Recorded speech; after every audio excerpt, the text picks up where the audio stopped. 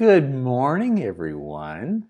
How are you doing? And welcome to Awesome Story Time. I am David. We're going to read a couple of really, you guessed it, awesome books today. The first one is a cool book by one of my favorite authors and illustrators. His name is Henkes. And so let's get started. This is called Waiting. You ready? Let's take a look.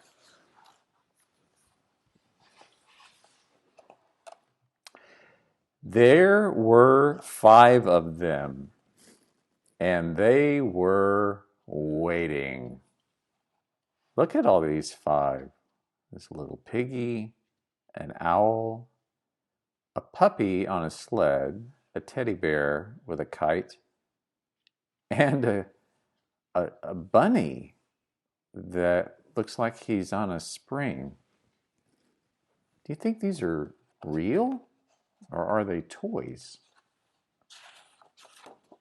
Let's find out. Oh, the owl with spots was waiting for the moon. The pig with the umbrella was waiting for the rain. The bear with the kite was waiting for the wind.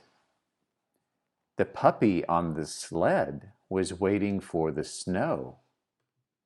The rabbit with the stars wasn't waiting for anything in particular. He just liked to look out the window and wait.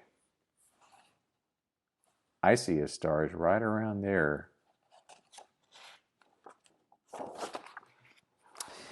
When the moon came up, the owl was happy. It happened a lot. When the rain came down, the pig was happy. The umbrella kept her dry. When the wind blew, the bear was happy. The kite flew high and far. When it finally snowed, the puppy was happy. He had waited a very long time. The rabbit was happy just looking out the window.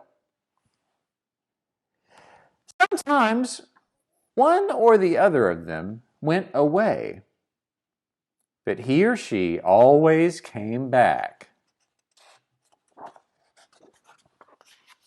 Sometimes they slept, but mostly they waited. Sometimes gifts appeared. Those are some awesome gifts. It looks like a ball, an acorn, and a shell. I would be happy with those. Once, a visitor arrived from far away. He stayed a while.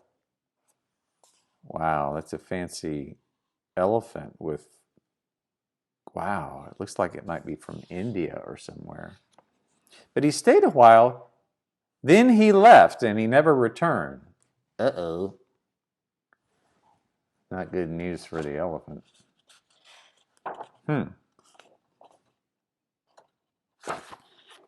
They saw many wonderful, interesting things.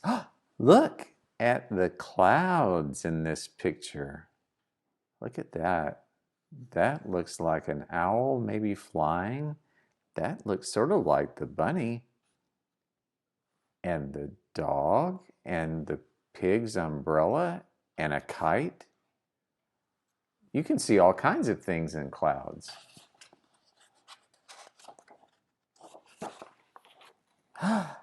Look, here's another day. A beautiful rainbow. They like that, but then look at this. What's that? Lightning. They look a little unsure about that. That looks like what my dog does when lightning happens.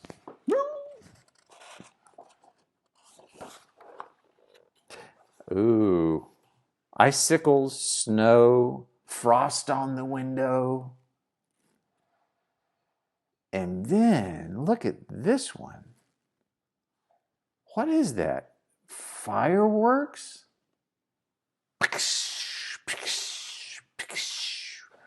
When do you see fireworks outside? What time of year? I think maybe the 4th of July, or a day like that, a special day. I wonder if they're saying, ooh, ah. You ever notice how people do that? Anyway, and of course, there was always the moon and the rain and the wind and the snow to keep them happy.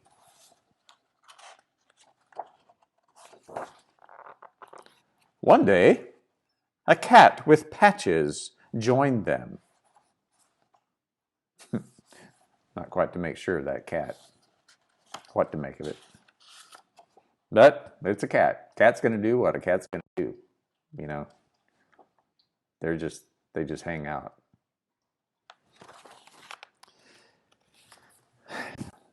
Was the cat waiting for the moon? No. Was she waiting for the rain? No. Was she waiting for the wind? Nope. Was she waiting for the snow? No. She didn't seem to be waiting for anything in particular. Oh, but she was. Check it out. There was a little cat inside that cat, and a littler cat inside that cat, and a littler cat inside that cat, and the littlest cat of all.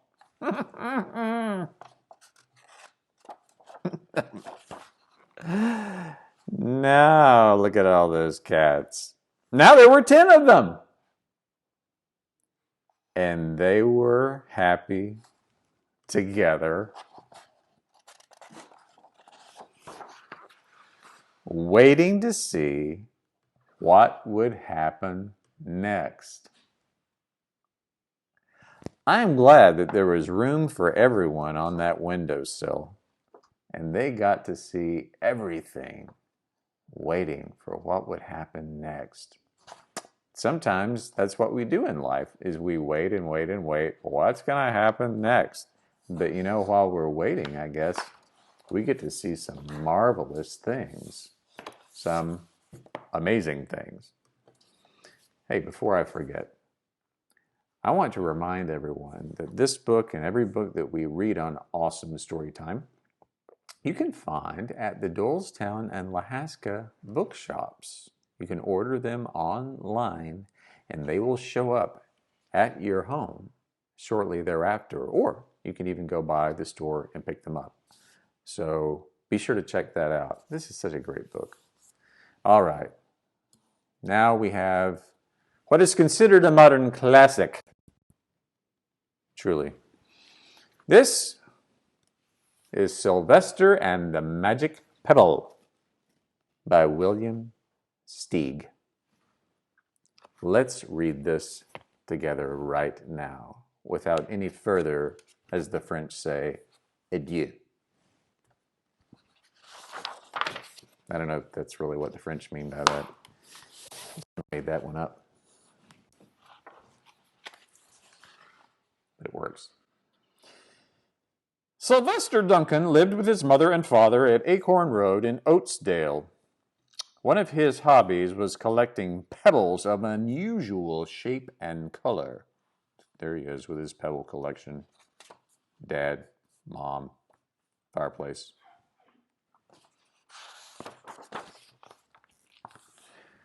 On a rainy Saturday during vacation, he found a quite extraordinary one. It was flaming red, shiny, and perfectly round like a marble. As he was studying this remarkable pebble, he began to shiver, probably from excitement, and the rain felt cold on his back. "I wish it would stop raining," he said. To his great surprise, the rain stopped. It didn't stop gradually as rains usually do. It ceased. The drops vanished on the way down, the clouds disappeared, and everything was dry, and the sun was shining as if the rain had never even existed. In all his young life, Sylvester had never had a wish gratified so quickly. It struck him that magic must be at work, and he guessed that the magic must be in the remarkable-looking red pebble, where indeed it was. To make a test, he put the pebble on the ground and said, "I wish it would rain again." Nothing happened. But when he said the same thing, holding the pebble in his hoof, which is like a horse's hand, kind of, but not really. Anyway, he held the pebble in his hoof. The sky turned black. There was lightning and a clap of thunder, and rain came shooting down. "What a lucky day this is," thought Sylvester. "From now on, I can have anything I want. My father and mother can have anything they want. My relatives, my friends, and anybody at all can have everything anybody wants." He wished the sunshine back in the sky, and he wished a wart on his left hind fetlock would disappear. Gross. And it did. And he started home, eager to amaze his father and mother with his magic pebble. He could hardly wait to see their faces. Maybe they wouldn't even believe him at first. Especially without that wart. As he was crossing Strawberry Hill, thinking of some of the many, many things he could wish for, he was startled to see a mean, hungry lion looking right at him from behind some tall grass. He was frightened. If he hadn't been so frightened, he could have made the lion disappear, or he could have wished himself safe at home with his father and mother. He could have wished the lion would turn into a butterfly or a daisy or a gnat. He could have wished many things. But he panicked and couldn't think carefully. That would happen to me too if I saw a mean, angry lion. "I wish I were a rock," he said. And he became a rock. The lion came bounding over, sniffed the rock 100 times, walked around and around it, and went away confused, perplexed, puzzled, and bewildered. "I saw that little donkey as clear as day. Maybe I'm going crazy," he muttered. And there was Sylvester, a rock on Strawberry Hill, with a magic pebble lying right beside him on the ground. And he was unable to pick it up. He was a rock, They don't have any hands or anything. "Oh, how I wish I were myself again," he thought, but nothing happened. He had to be touching the pebble to make the magic work, but there was nothing he could do about it. His thoughts began to race like mad. He was scared and worried. Being helpless, he felt hopeless. He imagined all the possibilities, and eventually he realized that his only chance of becoming himself again was for someone to find the red pebble and to wish that the rock next to it would be a donkey. Someone would surely find the red pebble. It was so bright and shiny, but what on earth would make them wish that a rock were a donkey? The chance was 1 in a billion at least. Sylvester fell asleep. What else could he do? Night came with many stars. Meanwhile, back at home, Mr. and Mrs. Duncan paced the floor, frantic with worry. Sylvester had never come home later than dinner time. Where could he be? They stayed up all night wondering what had happened, expecting that Sylvester would surely turn up by morning, but he didn't, of course. Mrs. Duncan cried a lot, and Mr. Duncan did his best to soothe her. Both longed to have their dear son with them. "I will never scold Sylvester again as long as I live," said Mrs. Duncan, "no matter what he does." At dawn, they went about inquiring of all the neighbors. "Have you seen him? Have you seen him?" They talked to all the children. The puppies, the kittens, the colts, the piglets. No one had seen Sylvester since the day before yesterday. They went to the police. The police could not find their child. It's looking dire. All the dogs in Oatsdale went searching for him. They sniffed behind every rock and tree and blade of grass, into every nook and gully of the neighborhood and beyond, but found not a scent of him. They sniffed the rock on Strawberry Hill, but it smelled like a rock. It didn't smell like Sylvester.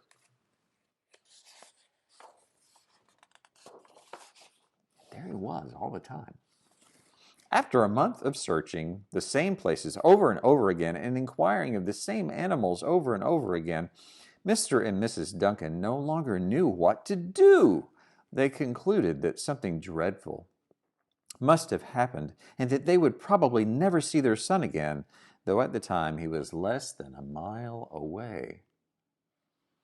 They tried their best to be happy, to go about their usual ways, but their usual ways included Sylvester, and they were always reminded of him. They were miserable. Life had no meaning for them anymore. This is kind of sad. Night followed day, and day followed night, over and over again. Sylvester on the hill woke up less and less often. When he was awake, he was only hopeless and unhappy.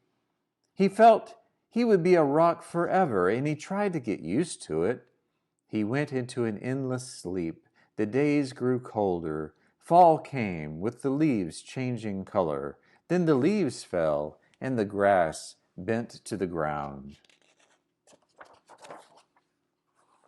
Then it was winter. The winds blew this way and that. It snowed. Mostly the animals stayed indoors, living on the food that they had stored up. One day a wolf sat on the rock that was Sylvester and howled because he was hungry.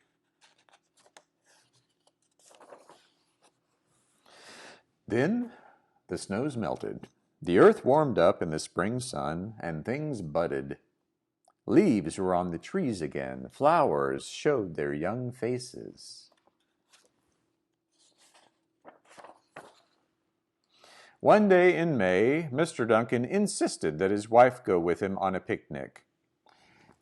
"Let's cheer up," he said. "Let's try to live again and be happy, even though Sylvester, our angel, is no longer with us." They went to Strawberry Hill. Mrs. Duncan sat down on the rock. The warmth of his own mother sitting on him woke Sylvester up from his deep winter sleep. How he wanted to shout, "Mother! Father! It's me, Sylvester! I'm right here!" But he couldn't talk. He had no voice. He was stone dumb. Silent.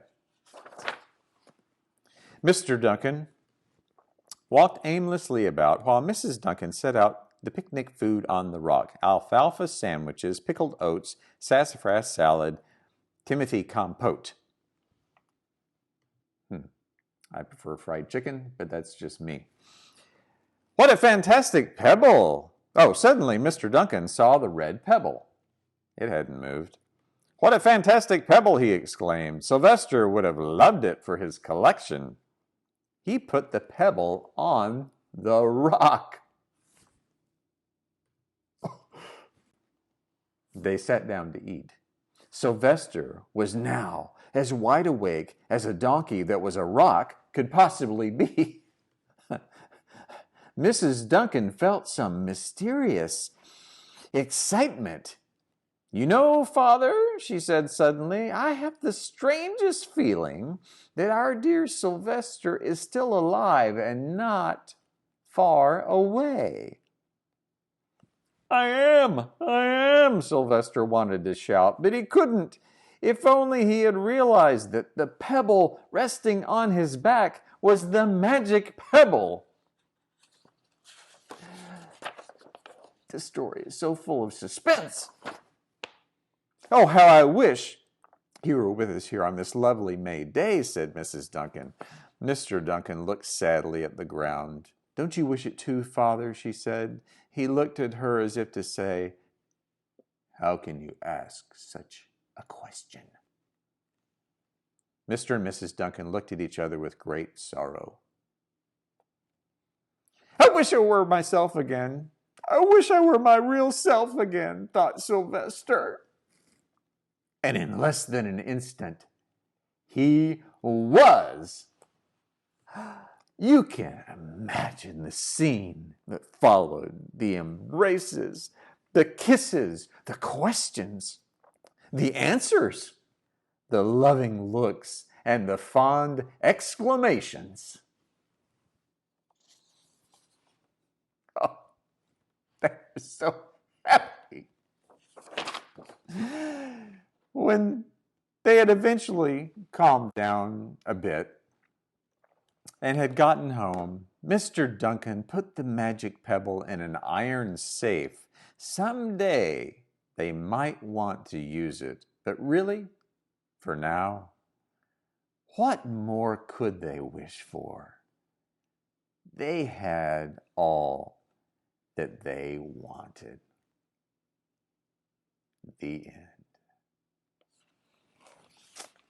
Gosh, I love that book. It's so full of suspense. You know the thing I love about it most, though? It tells us about love. How wonderful love is. People never, ever, ever stop loving. And the people who love you will never stop loving you. You know, that's all the time that we have for today. I want to remind you, if you have a favorite book you would like for me to read at Awesome Story Time, send me a request at david@salemstrong.org. So until next time, thank you so much for watching today. I really appreciate everyone who's watching, children and grown-ups.